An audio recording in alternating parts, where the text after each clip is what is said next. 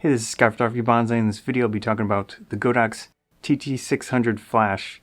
This is really my favorite flash I've ever used, which we'll get to the reasons in this video. I also have a Flashpoint R2, which is basically the same exact thing, but rebranded from Adorama, a United States company. So you get a little bit more support and such with these. Godox TT600 has a built-in transceiver inside. You can use it as a master flash or be triggered from the camera with a standard camera trigger. So besides that, you can do high-speed sync wirelessly, which is a big feature of these. And the interface is very simple, very easy to use in my opinion. All that together makes a really nice flash. It is completely manual. You can control power from the trigger. So we'll get to all the different features, all of the reasons this is my favorite flash to use. Let's look over the build quality a little bit. Pretty solid. The battery door is very nice. Smooth action to it. And it locks down solidly. Put some AA's in here. There's little indicators for polarity. And just push down. And then it locks in. Easy enough to turn it on. Interface back here is simple to use for the most part, which we'll get to in detail later on. The head has a smooth action to it. There is clicking, stops at certain points. So down here, clicks all the way to the bottom, pops up one. There's another one. All the way to fully vertical. You can rotate completely.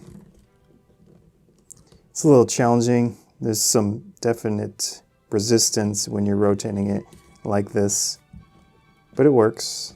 Let's go fully backwards and put it down for whatever reason.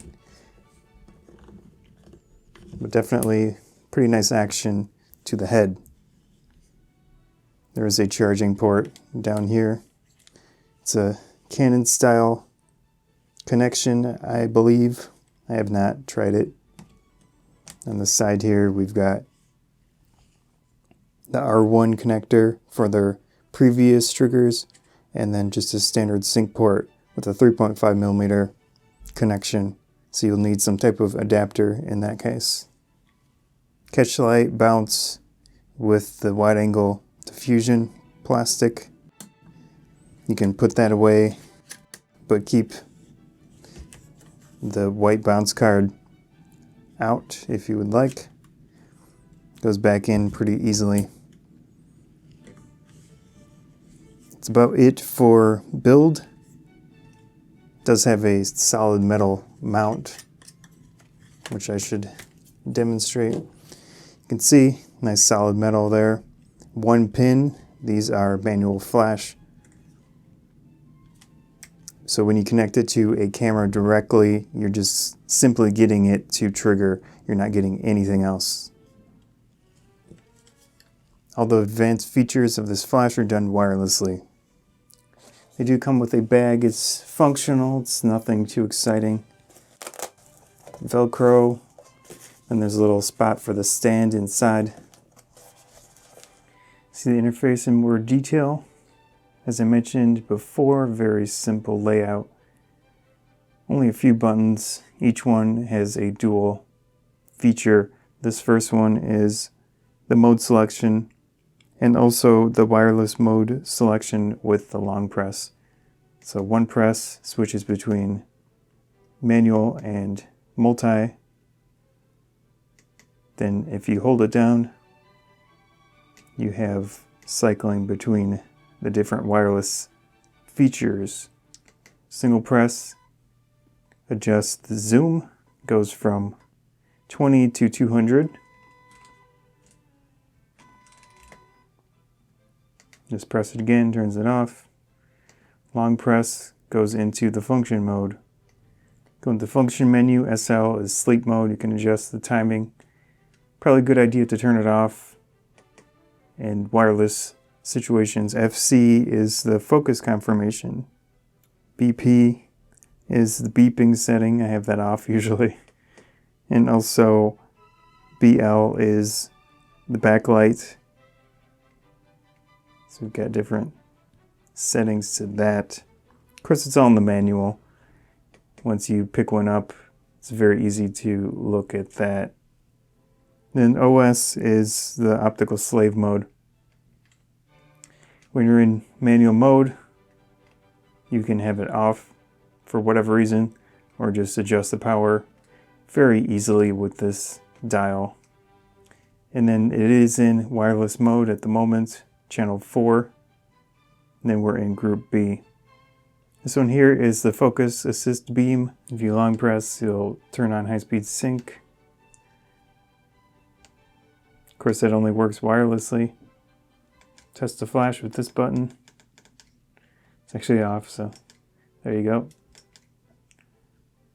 And then, of course, the settings here, and then group, channel. Single press changes the group very quickly. Let's go back to B, and then long press lets you change the channel. Had it on 4, but you just use the main dial for that. Here I have the Nikon specific trigger with one of the flash. So let's go to B, group B. See selected group B, push GR, that flashes. And then as we adjust on the trigger, you can see it changing on the flash. Here we have one of the TT600 with the XT16 trigger. This is a very simple trigger. It has a single pin on the bottom, standard hot shoe mount. So this can work with pretty much anything that you can fit, and has the standard single pin.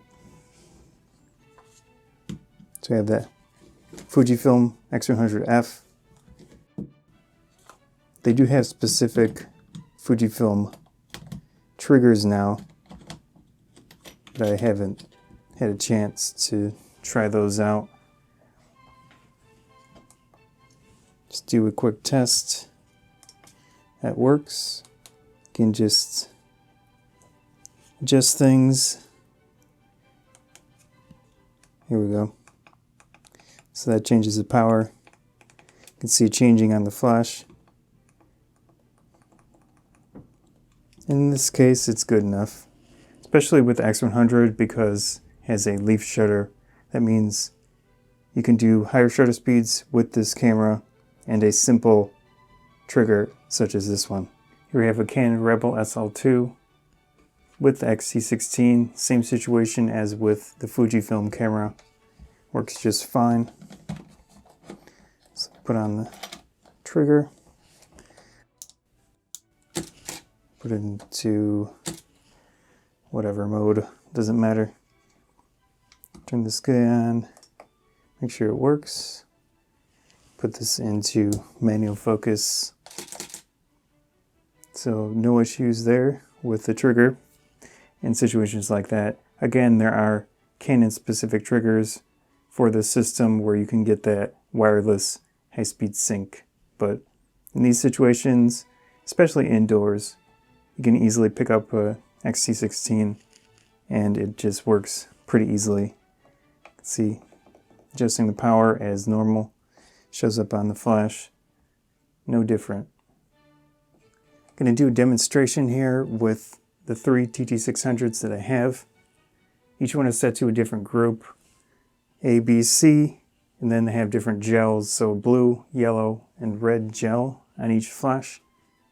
D750 with the X1TN trigger has the high-speed sync feature on it. Take a quick photo. You can see group C is set to minimum power. The other two are off. So we've got a red, this is group C, we've got a red light on there. Let's turn on B. That's minimum power. I've got the yellow going. Turn on A here. We've got the 3 different colors, blue, red, and yellow on the top. All different groups. Another thing we can do here is turn on the high-speed sync feature.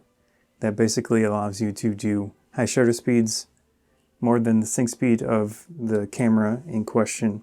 So in this case, let's just go into bracketing flash in our custom settings to make sure everything's set up. Flashing speed, 1/200th of a second, auto FP, that's what we want. In this case, we go into live view, 1/100th of a second at the moment. Just increase it to 1/4000th of a second. Just do a quick test. You can barely see anything is going on. In that case, we need to increase flash power. Or we can change the aperture a little bit as well. Then go into power for each one. Just bump it up to, let's try 1/8 for the moment. You can see this trigger is a little slow to deal with. They have two newer versions of X1 or X system triggers, which are easier to manage.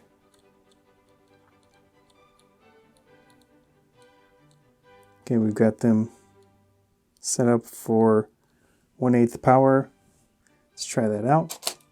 You can see everything's working out, 1/4000th of a second.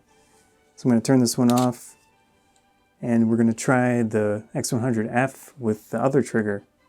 We're going to do a demonstration with the X100F XT16 trigger, which is the very basic trigger. It has a single pin in the hot shoe and the 3 flash. I had to adjust them a little bit because of how this transmitter works. It wasn't triggering one of the flash. So that's just one thing to keep in mind with this specific trigger. We're all set up for the most part. Everything's set to off. There's a little dial on the front that lets you pick which group to change. Take a quick photo. Just nothing happened, of course. Let's up the power on each one. So let's put them at minimum power. Go to A. So it's very quick to change groups in this specific trigger, which is nice. Take a photo. Pop up the preview. See, we've got the 3 different colors, exactly what we're looking for in this case. You can actually increase the aperture a little bit. Just take one again for the example. So a little bit more yellow in that case, which is what we want. So with this specific camera, you have a leaf shutter. That means at different shutter speeds, you tend to have a lot more flexibility with sync speeds and such. So let's go to 1/1000th of a second.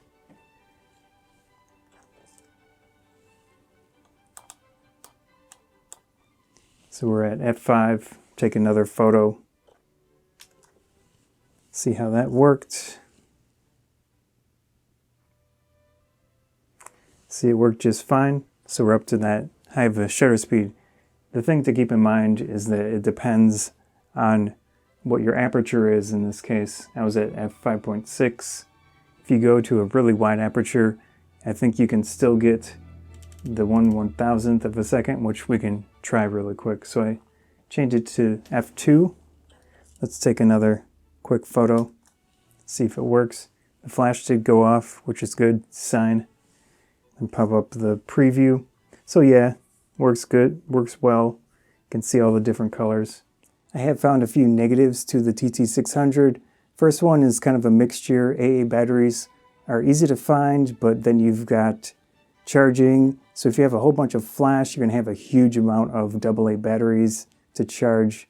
So it's kind of a mixture there, but another one is the firmware. You can't update the firmware on this flash. There's no USB port. Their higher end flash do have ports and do get updates. So that's kind of a big negative for this flash. It relates to 2 other things. One is there's a flashing red light when you're in wireless mode, and you can't turn it off as far as I know. If there were firmware updates available, they probably would have added that to the function menu. Another one is related to zoom. You can't zoom wirelessly with this flash as far as I know. Even with their more recent triggers, which actually do have wireless zoom capability to them, I don't think it works on this flash. And it would potentially work if there were some way to change the firmware on the flash, but there isn't as far as I know. That's pretty much it for the negatives with this flash. There are a lot of positives, as I've mentioned. It has the internal transceiver. It's simple to use. I like the interface. It also has a low price, which is a big thing, but you do have that wireless high-speed sync, which is really nice with the proper trigger. That said, it is my favorite flash I've ever used. They're simple, they work. That's about it. Hope you enjoyed this video. If you did enjoy this video, please consider subscribing. It helps me out a lot. The likes and shares help out a lot as well. Thanks.